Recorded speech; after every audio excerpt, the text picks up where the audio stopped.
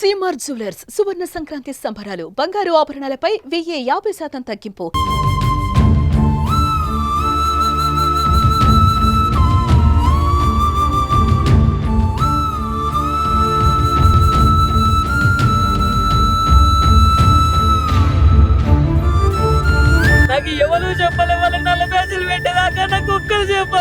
యాదగిరిగుట్ట మండలం పెద్ద కందుకూరులో premier express లో జరిగినటువంటి సంఘటనలో మరణించినటువంటి కనకయ్య మృతదేహాన్ని ఈ మార్చుల్లో ఉంచారు. వారి బంధువులందరూ కూడా వచ్చి చివరిసారిగా అతన్ని చూసి పోతున్న పరిస్థితి. తన పార్థివ దేహాన్ని శివ పరీక్షల నిమిత్తము అక్కడ ఉంచడం జరిగింది. మనం చూస్తున్నాం ఏరియా హాస్పిటల్లో ఉన్నటువంటి పరిస్థితి. నిజంగా ఇక్కడ అంతా కూడా అందరూ ఏడుస్తున్నటువంటి పరిస్థితి. తన బంధువులందరూ కూడా ఇక్కడ ఈ ప్రదేశంలో ఉన్నారు. వీళ్ళందరూ కూడా ఏడుస్తున్నారు. ఎందుకంటే అనుకోని సంఘటన, అనుకోని దుర్ఘటన అని చెప్పాలి. కడుబీదరికంలో పుట్టి ఆ కంపెనీలో పనిచేసినటువంటి కనకయ్య వాళ్ళందరూ బంధువులు వీళ్ళందరూ కూడా మనం వీళ్ళందరినీ చూస్తున్నాం. రోధిస్తున్నటువంటి పరిస్థితి కనిపిస్తుంది. ఎందుకంటే రోజువారీగా వాళ్ళందరికీ చెప్పుకుంటూ వెళ్ళినటువంటి పరిస్థితి. అక్కడ పనిచేస్తూ ఈరోజు దురదృష్టమైన సంఘటన, భారీ పేలుడు జరిగి అతను మరణించడము చాలా బాధాకరమైన విషయం. సుమన్ టీవీని కూడా కలిసివేసింది. వాళ్ళ బంధువులందరినీ కూడా తీవ్రంగా రోధిస్తున్నటువంటి పరిస్థితి మన కళ్ళ కనిపిస్తుంది. నిజంగా చనిపోయినటువంటి కనకయ్య చాలా మంచి వ్యక్తి, చాలా తెలివిమంతుడు, అందరితో కలుపుకొని ఉంటాడు అని చెప్పి వాళ్ళ గ్రామస్తులు కూడా చెప్పినటువంటి సందర్భము. అతను బచ్చన్నపేట గ్రామస్తు అన్నటువంటి వ్యక్తి. నిజంగా ఈ సంఘటన చాలా బాధ కలుగుతుంది. వీళ్ళందరూ కూడా బంధువులంతా కూడా ఆవేదన చెందుతున్నారు. ఒక్కసారి కనకయ్య భార్యతో మాట్లాడిద్దాం. కనకయ్య భార్య అసలు రోధిస్తుంది. ఒక్కసారి మాట్లాడిద్దాం. కనకయ్య చివరిసారిగా ఎప్పుడు మాట్లాడు అడిగి తెలుసుకున్నాం. కనకయ్య ఎప్పుడు మాట్లాడతాడు? పొద్దుగాల లేచి వచ్చిండు. నోటికి వచ్చినప్పుడు మధ్యలో పెట్టనే ఉంటాము. రోజు 6 నుండి వస్తాడు. 3 సంవత్సరాలు మేము వాడు ఉండబట్టి పోతున్నా. నేను డ్యూటీ పోతున్నా, లైట్ బంద్ చేసుకో అంటే సరే అని పోయి లైట్ బంద్ చేసి వచ్చి పడుకున్నా. ఎన్ని సంవత్సరాలు చేస్తున్నాం? 35 సంవత్సరాలకి ఎక్కువనే అయింది కానీ తక్కువ కాలే. పొద్దున్నే మాట్లాడేటమ్మా. నేను నన్ను ఇన్నిసార్లు నోటికి వచ్చిండు కానీ ఇంతవరకు ఇట్లా అవుతుంది అనుకోలేదు. అయ్యా నేను అంటే ఇప్పుడు అంటే ఇదే దాంట్లో పని చేస్తారా? ఇంట్లోనే చేస్తాడు. మీకు ఎప్పుడు వచ్చిందమ్మా చనిపోయిన? నాకు ఇప్పుడే మీరు అంటుంటేనే చెబుతున్నారు. ఇప్పటిదాకా చెప్పలే. ఏం కాలేదు రా, దెబ్బలు బాగా తాకినాయి అన్నారు కానీ నాకు ఎవరు చెప్పలే. వాళ్ళు 40 పేజీలు పెట్టేదాకా నాకు ఒక్కరు చెప్పలేదు. నేను గుడ్డ వాళ్ళతో నేను చెప్పలేను. 2 పిల్లలు, ఒక కొడుకు ఒక పాప. ఇద్దరు జాబ్ చేస్తారు. అమ్మాయి లండన్ లో ఉంటది, అబ్బాయి బెంగళూరులో చేసేవాడు. చెయ్యికి ఇంజరీ అయ్యిందని ఇంటికి వచ్చి చేస్తుండే. అబ్బాయి అక్కడ ఉన్నాడు. అబ్బాయి కూడా ఇన్నే ఉన్నాడు. చాలా మంచిగా ఉండేవాడు. మా ఆయన వాళ్ళ అన్న అన్నట్టు మేనత్తకు అల్లుడు. చాలా రోజులు అవుతుంది. మేము ఫోన్ లో టచ్ లో ఉంటాం అంతే. వాళ్ళ రోదనలు ఎందుకంటే కనకయ్య అందరితో చాలా బాగుండేది. వాడు పని చేసుకుందామని చెప్పి ఈ ప్రీమియర్ ఎక్స్ప్రెస్ లో మంచి పని చేసే వ్యక్తి. ఈ దుర్ఘటన జరగడం చాలా బాధాకరము. ఎందుకంటే ఆ భారీ పేలుడు జరగడం అయితే అతని మరణం అయితే తీవ్ర దిగ్భ్రాంతికి గురి చేసిందని చెప్పవచ్చు. నిజంగా కంపెనీకి సంబంధించి సేఫ్టీ పాటించాలి. ఎందుకంటే చాలా పేలుడు పదార్థాలు తయారవుతుంటాయి అందులో. మరి ఇలాంటి సంఘటన జరిగిందంటే గతంలో చాలా జరిగాయి, ఇప్పుడు జరిగింది. ఈ ప్రాణానికి ఎవరు బాధ్యత వహించాలి? ప్రాణమే కోల్పోయాము, మాకెందుకని చెప్పి వాళ్ళు కూడా బోధిస్తున్న పరిస్థితి. స్థానిక whip MLA Aleru MLA Beerla ఐలే కూడా కంపెనీ సందర్శించాడు. ఇక్కడికి వచ్చి ఏరియా హాస్పిటల్కి వచ్చి ఇక్కడ కూడా పార్థివ దేహాన్ని కూడా చూసినటువంటి పరిస్థితి. వారి కుటుంబాలకు కూడా భరోసా ఇచ్చిన పరిస్థితి. చనిపోయిన వ్యక్తిని అయితే తీసుకురాలేం కదా అని చెప్పి చాలా మంది పెట్టుకున్నటువంటి పరిస్థితి. బచ్చన్నపేట గ్రామం నుండి కూడా చాలా మంది తరలి వచ్చారు. ఈ యొక్క హాస్పిటల్ మొత్తం కూడా, ఏరియా హాస్పిటల్ మొత్తం కూడా నిన్నటువంటి పరిస్థితి. ఎందుకంటే చాలా మంచి వ్యక్తిని కోల్పోయాం మేము. ఎప్పుడు కూడా మాతో పాటు మంచిగా ఉండేవాడు, నవ్వుతూ ఉండేవాడు. కానీ ఇలాంటి సంఘటన జరగడం చాలా బాధాకరం అని చెప్పి వాళ్ళు కూడా వేడుకున్నటువంటి పరిస్థితి.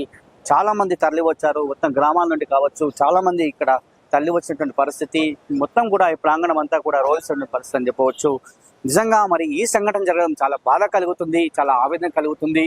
ఇంత పెద్ద సంఘటన జరిగి ఒక వ్యక్తిని కోల్పోయారంటే నిజంగా వారి బాధ అంటే వర్ణరహితం అని చెప్పవచ్చు. సుమన్ టీవీని కూడా కలిసివేసింది. సుమన్ టీవీ ఆ కంపెనీ దగ్గరికి వెళ్ళింది, అక్కడ నుంచి ఏరియా హాస్పిటల్కి వచ్చింది. వాళ్ళు చాలా బాధపడుతున్న పరిస్థితి చెప్పవచ్చు. ఇది ఏరియా హాస్పిటల్ వద్ద ఉన్న పరిస్థితి.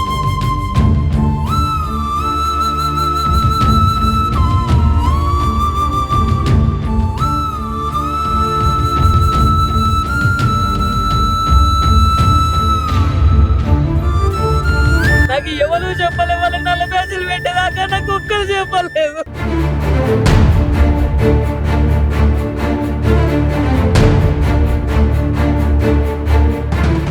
యాదాద్రి భువనగిరి జిల్లా పెద్ద కందుకూరు ప్రీమియర్ ఎక్స్క్లూజివ్ కంపెనీలో ఈ రోజు భారీ పేలుడు జరిగింది. ఈ పేలుడులో ఒక వ్యక్తి మృతి చెందగా ఒక వ్యక్తి తీవ్ర గాయాలకు గురయ్యాడు. అలాగే కొంతమంది గాయాలైన పరిస్థితి. నిజంగా మరి ఆలేరు పెద్ద కందుకూరు ఎక్స్క్లూజివ్ కంపెనీలో ఏం జరుగుతుంది? గతంలో ఎన్నో ప్రమాదాలు జరిగినాయి, ఇప్పుడు ప్రమాదం జరిగింది. దీనికి ఎవరు బాధ్యత వహించాలని చెప్పి చాలా మంది మనల్ని అయినట్టు సందర్భం చెప్పవచ్చు. నిజంగా సుమన్ టీవీ కూడా ప్రశ్నిస్తుంది. ఎందుకంటే ఎక్స్క్లూజివ్ కంపెనీలో అసలు ఏం జరుగుతుంది? ఎందుకంటే ఈ యాదాద్రి జిల్లాలో ఉన్నటువంటి ఎక్స్క్లూజివ్ కంపెనీలో ఏ ప్రోడక్ట్ బయటకు పోతుంది? ఇలాంటి వాహనాలన్నీ వేలాది వాహనాలు వెళ్తుంటాయి బయటికి.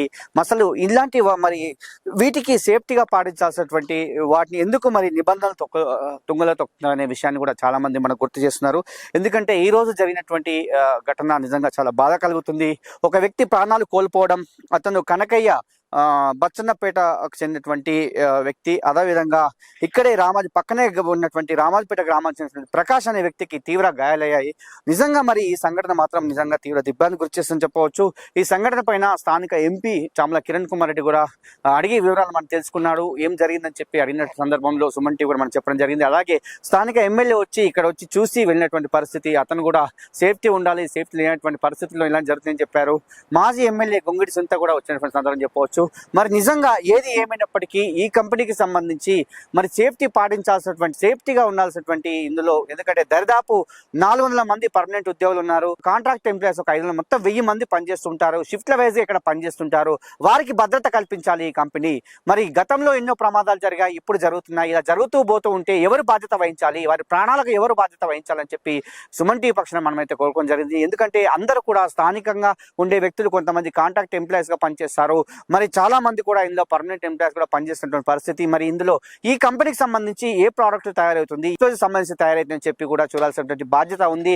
మరి దీని మీద నిఘా ఉండాలి. మరి నెలకు ఒకసారా లేకుంటే వారానికి ఒకసారా చెప్పి విజిట్ చేసి ఏ ప్రోడక్ట్ బయటకు వెళ్తుంది, ఎలా పోతుంది అనేది కూడా చూడాల్సినటువంటి బాధ్యత ఉంది. చాలా మంది ఫెమా చట్టానికి ఉల్లంఘన నడుస్తుందని చెప్పిన సందర్భము. ఎందుకంటే ఎన్నో ప్రమాదాలు జరిగినా కూడా నిమ్మకు నీరెత్తినట్టు ఉంటారని చెప్పి వీళ్ళు అని చెప్పిన సందర్భము. మరి నిజంగా ఇలానే ఉంటే మాత్రము ఇంకా ఎంతమంది ప్రాణాలు తీస్తారని చెప్పి చాలా మంది అడిగినట్టు సందర్భం చెప్పవచ్చు. ఎందుకంటే చాలా భారీ శబ్దంతో పేలుడు జరిగిందని చెప్పి దరిదాపు యాదగిరిగుట్ట ఇటు ఆలేరు వరకు కూడా శబ్దం వినిపించిందని చెప్పి స్థానికులు చెప్పినటువంటి సందర్భము. మరి ఇంత పెద్ద శబ్దం వినిపించింది. నిజంగా ఆ ప్రమాదంలో అందులో ఉన్నటువంటి ముగ్గురు మాత్రమే అందులో ఉన్నారు. మిగతాలంతా టీ బ్రేక్ అని చెప్పి బయటకు వచ్చిన సందర్భం అట. లేదైతే ఇంకా ప్రమాదం పెద్దదైందని చెప్పి చెప్పిన సందర్భము. మరి నిజంగా స్థానికులు మాత్రం చాలా ఆవేదన చెప్తున్నారు. ఎప్పుడు ఏదో ఒక సంఘటన జరుగుతుంది. మరి ఒకసారి వీటికి సంబంధించి శాఖలు వచ్చి ఇక్కడ ఎంక్వైరీ చేయాలి, ఏం జరుగుతుందో చూడాలని చెప్పి సుమన్ టీవీ కూడా వేడుకున్నటువంటి సందర్భం. ఇది ఇక్కడ ఉన్నటువంటి పరిస్థితి. కెమెరామెన్ అరుణ్తో శరత్, పెద్ద కందుకూరు.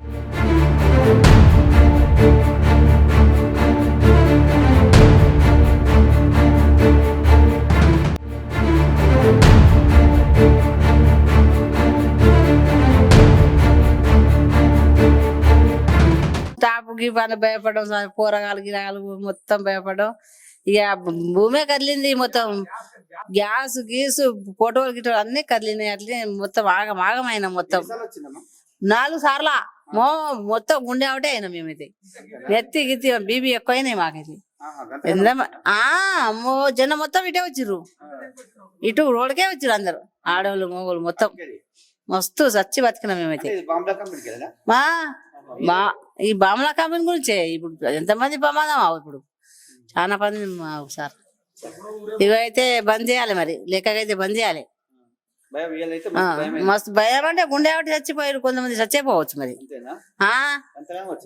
అంతగానం టాపే కదిలింది, కింద బండలే కదిలేయి. ఇంట్లో పిల్లలు గిల్లలు అందరూ మస్తు బయట ఊరికి వచ్చిన మేము ఏమైందని. కంపెనీలో బాంబులు పేలితే ఇంట్లో అయిపోయినాయి. మొత్తమే అదిరింది భూమి. 3 సార్లు పెద్ద మంటలే వచ్చినాయి, ఆ పొగలే వచ్చినాయి. ఇల్లు ఇక పర్య వచ్చింది.